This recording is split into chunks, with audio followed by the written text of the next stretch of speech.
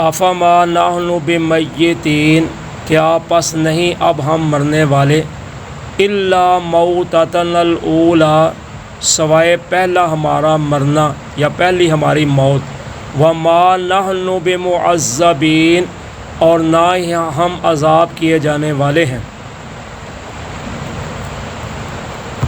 اب جنتی جو ہیں وہ جہنمیوں کا حشر دیکھ کر، جو پیچھے والی آیت میں اللہ تعالیٰ نے فرمایا تھا کہ مومن جو ہے، پرہیزگار جو ہے، وہ کہے گا اگر مجھ پہ میرے رب کا احسان نہ ہوتا تو میں بھی جہنم میں حاضر کیے جانے والوں میں سے ہو جاتا، تو یہ تو میرے رب کا مجھ پر احسان ہوا کہ اس نے مجھے بچا لیا ہے۔ تو اب جب جہنمیوں کا حشر دیکھیں گے تو اس وقت پھر جنتی جو ہیں ان کے دل میں جو رشک پیدا ہوگا، تو اس بنا پر وہ کہیں گے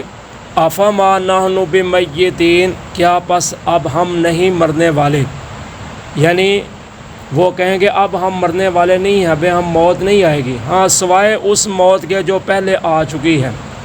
جو پہلی موت آئی ہے، اور نہ ہی ہم عذاب کیے جانے والوں میں ہوں گے۔ تو یعنی جہنمیوں کا حشر دیکھ کر ان کے دل میں یہ خیال پیدا ہو جائے گا کہ اب یہ مریں گے کیونکہ ان کو عذاب ہو رہا ہے، تو ہم تو سکون میں بیٹھے ہوئے ہیں، تو اس لیے ہمیں موت نہیں آئے گی۔ تو دوسرا اس کا مطلب یہ ہے کہ حدیث میں آتا ہے کہ جب جنتی جنت میں چلے جائیں گے، جہنمی جہنم میں چلے جائیں گے، یعنی فیصلہ متفقہ ہو جائے گا کہ اب اس کے بعد کچھ بھی نہیں ہے، جنتی جنت میں، جہنمی جہنم میں۔ تو فرمایا موت کو ایک مینڈے کی شکل میں لا کر جنتیوں اور جہنمیوں کے سامنے اس کو ذبح کر دیا جائے گا۔ تو فرمایا اگر کسی کو سب سے زیادہ خوشی ہو تو وہ جنتیوں کو ہوگی جب وہ یہ دیکھیں گے منظر، اور اگر کسی کو سب سے زیادہ غم ہو سکتا ہے، پریشانی، تو وہ جہنمیوں کو ہوگی جب وہ یہ منظر دیکھیں گے، یعنی جنتی دیکھ کے سمجھ جائیں گے کہ اب ہم ہمیشہ رہیں گے، ہمیں کچھ بھی نہیں ہوگا۔ جہنمی جو ہیں ان کو پہلے امید ہوگی کہ چلو عذاب آئے گا، ہو رہا ہے ہمیں، تو شاید آج کل جل کر سڑ کر ہم مر جائیں گے، ختم ہو جائیں گے، لیکن جب موت ہی ذبح کر دی جائے گی تو اب ان کو افسوس ہو جائے گا کہ اب ہم نے اسی میں زندہ ہی رہنا ہے، اب ہمیں مرنا بھی نہیں۔ جیسے آج لوگ کہتے ہیں نا اس سے میں مر جاؤں تو یہی بہتر ہے، بیماریوں میں اللہ معاف کرے، جو لوگ ہوتے ہیں تو وہ کشمکش میں ہوں تو وہ کہتے ہیں اس سے مرنا ہی بہتر ہے، تو خود بندہ موت کی خواہش اپنے منہ سے کرنے لگ جاتا ہے کہ اس سے میں مر جاؤں تو یہ بہتر ہے، لیکن اس وقت موت نہیں آئے گی۔ تو جنتی کہیں گے ہاں سوائے پہلی موت کے جو ہمیں پہلی آئی ہے وہ تو آنی تھی، اس لیے ہم اب دوبارہ موت نہیں آئے گی اور نہ ہی ہم عذاب کیے جانے والوں میں سے ہوں گے۔ ان ھذا لہو الفوز العظیم، بے شک البتہ یہ بہت بڑی کامیابی ہے، لمثل ھذا فلیعمل العاملون، اس جیسی کامیابی کے لیے پس چاہیے کہ عمل کرنے والے عمل کریں۔ تو اب جنتی کہیں گے کہ یہی اصل میں بہت بڑی کامیابی ہے کہ اللہ نے ہمیں جنت عطا کر دی ہے، اب ہمیں موت نہیں آئے گی، تو چاہیے کہ ایسی کامیابی کے لیے عمل کرنے والے عمل کریں، ورنہ ادھر پچھتانا پڑے گا۔ تو اب موقع ہے کہ اب بندہ اس جیسے کام کر لے تاکہ اس کو جنت بھی مل جائے اور ہمیشہ والی زندگی بھی مل جائے۔ اذالک خیر نزولا، کیا یہ بہتر مہمان نوازی ہے، ام شجرۃ الزقوم، یا تھور کے درخت کی، انا جعلناها فتنۃ للظالمین، بے شک ہم نے بنایا ہے اس درخت کو آزمائش یا فتنہ ظالموں کے لیے، انہا شجرۃ تخرج فی اصل الجحیم، بے شک وہ درخت ہوگا وہ نکلے گا جہنم کی گہرائی سے، طلعها کأنہ رؤوس الشیاطین، اس کے خوشے یا اس کا پھل جیسا کہ شیاطین کے سر ہوتے ہیں۔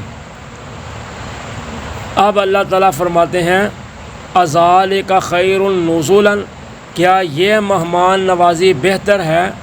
یا تھور کا درخت بہتر ہے، یعنی جنتیوں کو جنت میں جو میوہ جات پھل وغیرہ ملیں گے کھانے پینے کے لیے وہ بہتر ہیں یا تھور کا درخت؟ تو تھور کا درخت کہتے ہیں جو بدبودار ہوتا ہے اور کانٹے دار ہوتا ہے، اس کو زیادہ تر جو ہوتا ہے نا صحرا میں، عرب میں جو اونٹ جو تھے وہ کھاتے تھے اس کو۔ تو اللہ تعالیٰ فرماتے ہیں کہ ہم نے اس کو ظالموں کے لیے ایک آزمائش بنایا ہوا ہے، یعنی فتنہ، یعنی ایک تو اس کی شکل بد صورت ہوگی درخت کی، اور دوسرے نمبر پر ان کو وہ کھانا پڑے گا۔ تو یہ ایک بہت بڑی آزمائش ہوگی کہ پہلے نمبر پر تو وہ ہے ہی درخت ہے، تو درخت کو تو انسان کھاتا ہی نہیں، تو دوسرے نمبر پر اس کی شکل و صورت بھی پھر ایسی غلط ہو، اور تیسرے نمبر پر پھر اس کا جو ہے وہ کانٹے دار بھی ہو۔ تو اللہ تعالیٰ فرماتے ہیں انہا شجرۃ تخرج فی اصل الجحیم، کہ وہ درخت جو ہے وہ جہنم کی گہرائیوں سے نکل رہا ہوگا۔ تو جب آپ پر یہ آیت نازل ہوئی تو مشرکین جو تھے، مکہ کے کافر جو تھے، وہ آپ کو مذاق کرنے لگ گئے، کہنے لگے جی دیکھو جہنم میں جہاں آگ ہی آگ ہے وہاں درخت کیسے ہو سکتا ہے؟ آگ تو درخت کی دشمن ہے کہ لکڑی کو تو وہ کھاتی ہے، تو یہ کیسے ہو سکتا ہے کہ جہنم میں آگ ہو ہر طرف اور ادھر درخت بھی ہو؟ حالانکہ ان کو یہ نہیں پتہ کہ اللہ تعالیٰ کی قدرت ہے، اللہ تعالیٰ جیسے چاہتے ہیں وہ کرتے ہیں۔ آج سمندر ہے، سمندر میں پانی ہی پانی ہے، تو سمندر میں اللہ تعالیٰ نے مچھلیاں پیدا کی ہوئی ہیں، سمندر میں اللہ تعالیٰ نے سمندری کیڑے پیدا کیے ہوئے ہیں، اور سمندر کے پانی کے ہی باہر جو ہیں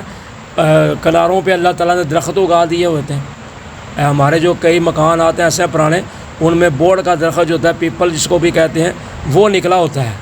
تو حالانکہ دیوار تو پکی ہے، تو اس میں سے کہیں جگہ نکل آتا ہے وہ درخت۔ تو اللہ تعالیٰ جو چاہتے ہیں وہ کر سکتے ہیں، تو اس لیے اللہ تعالیٰ فرماتے ہیں کہ وہ ایک درخت ہوگا جو جہنم کی گہرائیوں سے نکل رہا ہوگا،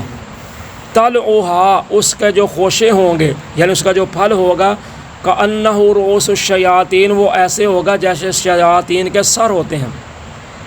تو شیطان جو ہے ہر بد نماز صورت کو، بد کردار کو شیطان کہا جاتا ہے۔ تو یہ جو لفظ ہے شیاطین، یہ سانپوں پر بھی بولا جاتا ہے، کیونکہ سانپ کا جو ہوتا ہے نا وہ ڈستا ہے،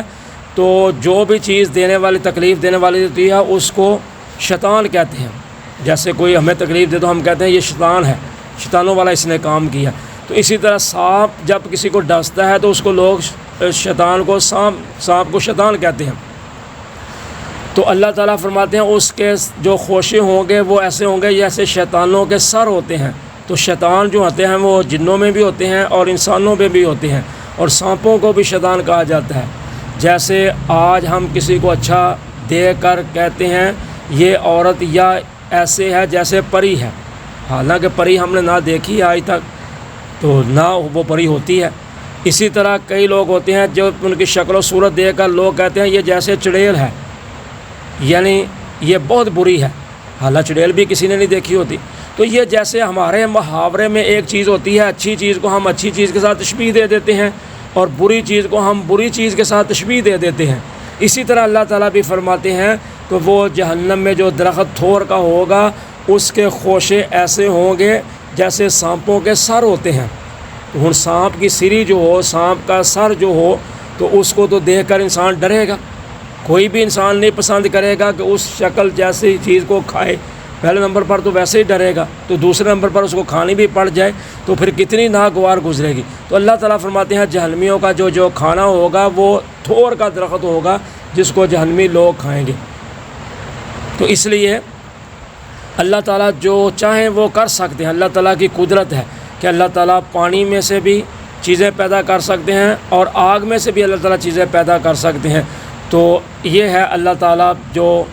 اچھے لوگوں کا اور برے لوگوں کا جو ہے بدلہ، اس کا اللہ تعالیٰ دونوں جگہ پہ اللہ تعالیٰ بیان کر رہے ہیں، تاکہ انسان اچھے عمل کرنے والوں کو اچھی جزا ملے گی، اچھا کھانا ملے گا، مہمان نوازی ملے گی، اور برے کام والے کرنے والوں کو برا انجام ہوگا اور برا ان کا کھانا پینا ہوگا۔